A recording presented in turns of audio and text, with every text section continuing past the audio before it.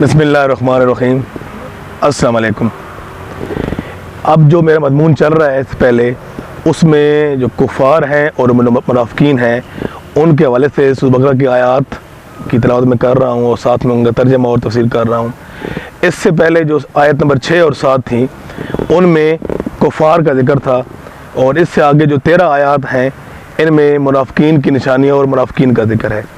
आज मैं आयत नंबर सूरह बकरा की 8 वो तिलावत करूँगा, उसका तर्जमा और तफसीर बयान करूँगा। बिस्मिल्लाहिर्रहमानिर्रहीम। व मिनन्नास मन यक़ूलु आमन्ना बिल्लाहि व बिल यौमिल आखिर फमा हुम बिमुमिनीन।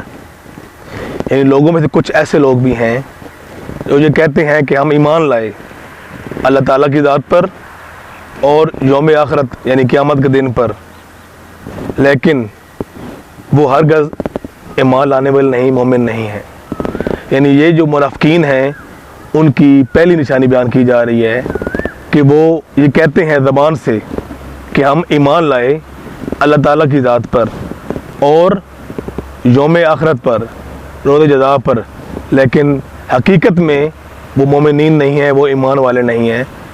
तो इस आयत में जो उनके झूठ को और उनके निफाक को बयान किया जा रहा है, अल्लाह ताला इस आयत में ये फरमाते हैं, बताते हैं हमें कि जो मुनाफ़िकीन हैं, जो निफाक वाले लोग हैं, वो बज़ाहिर तो ईमान का दावा करते हैं, अल्लाह ताला पर ईमान का दावा करते हैं और यौम आखिरत, आखिर के दिन पर जो आखिरत की ज़िंदगी है जिसमें हिसाब किताब होगा, जो बुरे अमाल और अच्छे अमाल होंगे उनका हिसाब किताब होगा, उसके दिन पर ईमान लाने का दावा करते हैं, लेकिन हकीकत में वो ईमान वाले नहीं हैं, बल्कि वो इसको सिर्फ धोखाधड़ी में कर रहे हैं और सिर्फ दिखावे के तौर पे कर रहे हैं। तो इस जो आयत की तफसीर में बेसिकली जो मुनाफ़िकीन हैं उनमें जो निफाक है, बेसिकली निफाक का जो मानी है, निफाक के मानी ये है कि जो ज़ाहिर है जो और जो अच्छाई है उसको बयान करना और जो बुराई है उसको छुपाना, यानी जो अच्छाई है उसको दूसरों के सामने ज़ाहिर करना और बयान करना, और जो बुरा अमल है, जो बुरी चीज़ है उसको पोशीदा रखना। और निफाक बेसिकली दो किस्म का है, एक है एतकादी और एक है अमली। जो एतकादी निफाक है वो जो मुनाफ़िकीन हैं जो जिनमें एतकादी निफाक था वो अबदी जन्मी है, उनका तो कोई और ठिकाना नहीं है, और जो अमली तौर पर निफाक करते थे उनके लिए बहुत सख्त सज़ा और बहुत सख्त वईदें हैं। अब जो मुनाफ़िकीन थे ये बेसिकली जब आका अलैहिस्सलाम ने मदीना की तरफ हिजरत की और वहाँ पर दो कबाइल यहूद के पहले आबाद थे, वो कबाइल कौन से थे? औस और खज़रज, ये दो कबाइल आबाद थे। तो जब आप सल्लम ने वहाँ पर जाकर अंसार और मुहाजिरीन को आपस में भाई भाई बना दिया, तो उस दौरान औस और खज़रज के बहुत से जो यहूदी थे उन्होंने इस्लाम कबूल किया और इस्लाम की तरफ आ गए। उन्हीं में से अब्दुल्ला बिन अबी जो रईसुल मुनाफ़िकीन जिसे कहा जाता है और जिसने आखिर तक इस्लाम के मुसलमानों में मुसलमान बनकर बज़ाहिर और निफाक को फैलाता रहा, और मुनाफ़िकीन का इसलिए इसको रईसुल मुनाफ़िकीन यानी सब मुनाफ़िकीन का सरदार भी कहा जाता है। ये बेसिकली जो अब्दुल्ला बिन अबी था ये औस का सरदार था, लेकिन जो खज़रज वाले कबाइल थे वो दोनों भी इसे सरदार बनाने वाले थे। लेकिन जैसे ही इस्लाम उनमें से बहुत से यहूद ने कबूल किया यहूद ने,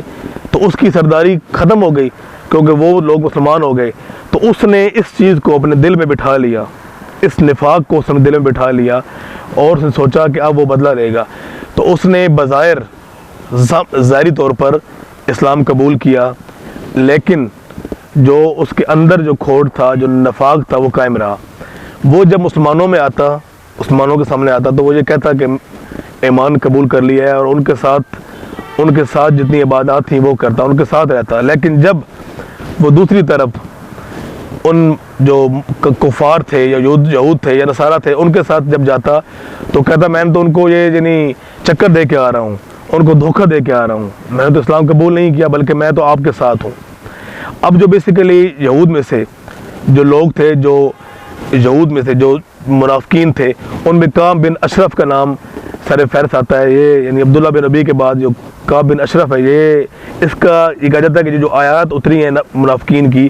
ان میں ان لوگوں کا ذکر، جن میں ایک نام کعب بن اشرف کا ہے، دوسرا جو نام ہے وہ عیاء بن اخطب، یہ دوسرا نام ہے، اور جدی بن اخطب، یہ جو 3 لوگ تھے یہ یہود میں سے تھے جو منافقین تھے اور جن کا نفاق عروج پر تھا۔ اس کے علاوہ جو مشرکین میں سے لوگ تھے، جو کفار میں سے لوگ تھے، ان میں عتبہ، شیبہ، ولید، یہ لوگ مراد دیے جاتے ہیں ان آیات میں سے کہ یہ جو 3 لوگ تھے یہ کفار میں سے، یہ بھی بیسیکلی نفاق میں اپنے عروج پر تھے۔ تو انہوں نے جو نفاق میں آگے بڑھے اور جو مسلمانوں کے ساتھ انہوں نے بظاہر اسلام قبول کیا، لیکن حقیقت میں یہ عملی طور پر یہ جو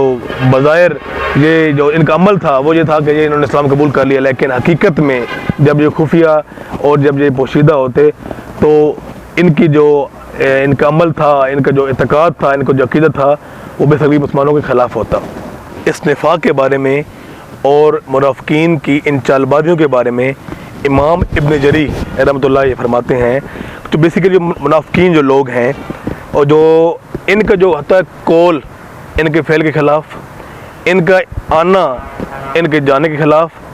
ان کا جو ظاہر ہے وہ باطن کے خلاف یعنی باطن سے ہٹ کر، اور ان کا جو عمل ہے وہ ان کے اعتقاد کے خلاف ہوتا ہے۔ یعنی یہ جو 4 چیزیں ہیں یہ جو دکھاتے ہیں وہ ہوتا نہیں ہے اصل میں، اور جو یہ چھپاتے ہیں اصل میں ان کے اندر وہ چیز چل رہی ہوتی ہے۔ تو امام ابن جریر رحمۃ اللہ فرماتے ہیں کہ یہ جو 4 نشانیاں ہیں، اور یہ جو منافق بیسیکلی تھے یہ جب کفار کے ساتھ یا یہود کے ساتھ علیحدہ بیٹھتے تو یہ مکاریوں اور عیاریوں میں ان کے ساتھ دیتے، اور ادھر کی جو خبریں تھیں وہ لے جا کے عثمانوں کی جو خبریں تھیں یا پوائنٹ تھے وہاں جا کے بتاتے۔ منافقین کی چالوں کی وجہ سے ہی جو غزوہ عہد میں جو مسلمانوں کو جو آخر میں ایٹ دا اینڈ مسلمانوں کو جو تھوڑا ازالہ کرنا پڑا اس جنگ میں، اس میں بیسیکلی عبداللہ بن ابی جو یہ منافقین کا سردار تھا، جب یہ مسلمان 1000 تھے اور جب یہ مسلمان 1000 کی تعداد میں غزوہ عہد کے لیے نکلے تو اس جو عبداللہ بن ابی رئیس المنافقین تھا، اس کی چال بازیوں اور اس کی مکاریوں کی وجہ سے 300 کا دستہ جو مسلمانوں کا تھا اور وہ جو جس میں منافقین بھی شامل تھے وہ ان کو لے کے علیحدہ ہو گیا، اور اس کی وجہ سے پھر 700 مسلمان غزوہ عہد میں رہ گئے۔ اور پھر اس کے بعد وہ درے پہ جو ایک عقل اسلام نے حکم دیا تھا کہ 40 جو تیر انداز تھے وہ اس درے کو اور اوپر جگہ کو نہ چھوڑیں، اور اس کے بعد مسلمانوں کو آخر میں یعنی جیتی ہوئی جنگ میں تھوڑا سا جو ازالہ ہوا، اس میں بیسیکلی ان منافقین کا کردار تھا۔ تو آگے اس سے آگے جتنی آیات ہیں، جو اس کے بعد جو 12 آیات ہیں، اس میں بھی بیسیکلی جو منافقین ہیں ان کا ذکر ہے اور ان کی نشانیاں بتائی گئی ہیں۔ تو آج جو میں نے یہ آیت نمبر 8 تلاوت کی، ترجمہ کیا اور تفسیر کی، میری اللہ تعالیٰ سے دعا ہے کہ جو کچھ میں نے پڑھا اللہ تعالیٰ مجھے اس میں سمجھنے کی اور اس میں اور پختگی اور بہتری لانے کی توفیق عطا فرمائے، اور میری یہ دعا ہے آخر میں کہ اللہ تعالیٰ آپ کو بھی جو میرے سامعین سننے والے ہیں اس میں سے سمجھنے کی اور اس کو جاننے کی، اور پھر میں دوبارہ کہوں گا کہ قرآن مجید کو ترجمہ اور تفسیر سے پڑھنے کی توفیق عطا فرمائے۔ آپ جو میری ویڈیو ہیں ان کو نہ صرف سبسکرائب کیا کریں بلکہ ان کو آگے شیئر بھی کیا کریں۔ بہت شکریہ، اللہ حافظ۔